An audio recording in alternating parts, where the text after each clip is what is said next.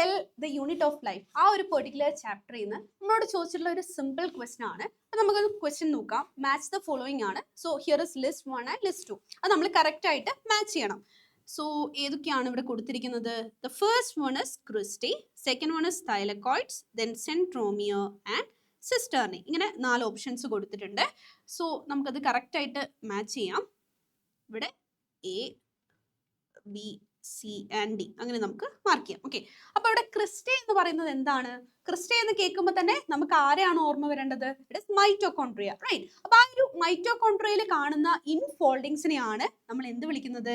ക്രിസ്റ്റേ എന്ന് വിളിക്കുന്നത്, right? So infoldings in mitochondria.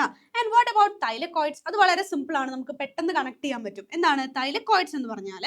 Flattened membranous sacs in stroma of plastid, അല്ലെ? നമ്മുടെ ക്ലോറോപ്ലാസ്റ്റിൽ കാണുന്നതാണ്, പ്ലാസ്റ്റിഡ്സിൽ കാണുന്നതാണ്, റൈറ്റ്? ഇനി സെൻട്രോമിയർ എന്ന് പറഞ്ഞാൽ എന്താണ്? നമ്മുടെ ക്രോമസോമിന്റെ ആ ഒരു പ്രൈമറി കൺസ്ട്രക്ഷനെയാണ് നമ്മൾ എന്തെന്ന് വിളിക്കുന്നത്? സെൻട്രോമിയർ എന്ന് വിളിക്കുന്നത്. And what is meant by cisternae? So disc shaped sacs in Golgi apparatus is known as cisternae. Okay, അപ്പൊ അതിന്റെ കറക്റ്റ് മാച്ചിങ് ക്ലിയർ ആണെന്ന് വിചാരിക്കുന്നു. അപ്പൊ ഇവിടെ ഓപ്ഷൻ ഏതാണ് വരുന്നത്? ഇപ്പൊ നമ്മുടെ മാച്ച് ദ ഫോളോയിങ് ഒക്കെ വരുമ്പോൾ നിങ്ങൾ കറക്റ്റ് ആയിട്ട് മാച്ച് ചെയ്തിട്ട് അതിനുശേഷം ഓപ്ഷനിലേക്ക് പോകാൻ ശ്രദ്ധിക്കുക കേട്ടോ. അല്ലെ ചിലപ്പോൾ എന്താണ് ഓപ്ഷൻ നമ്മൾ ചൂസ് ചെയ്യുമ്പോൾ തെറ്റിപ്പോവാൻ ചാൻസ് ഉണ്ട്. സോ ക്രിസ്റ്റേ എന്ന് പറയുന്നത് തേർഡ് വൺ ആണ് വരുന്നത്. And thylakoids is fourth one, centromere is first one and cisterna is second one. So D is the correct answer. ഇവിടെ കൺഫ്യൂസിംഗ് ആയിട്ട് വരുന്നത് നമ്മുടെ ക്രിസ്റ്റേയും അതുപോലെ തന്നെ സിസ്റ്റർണയാണ്.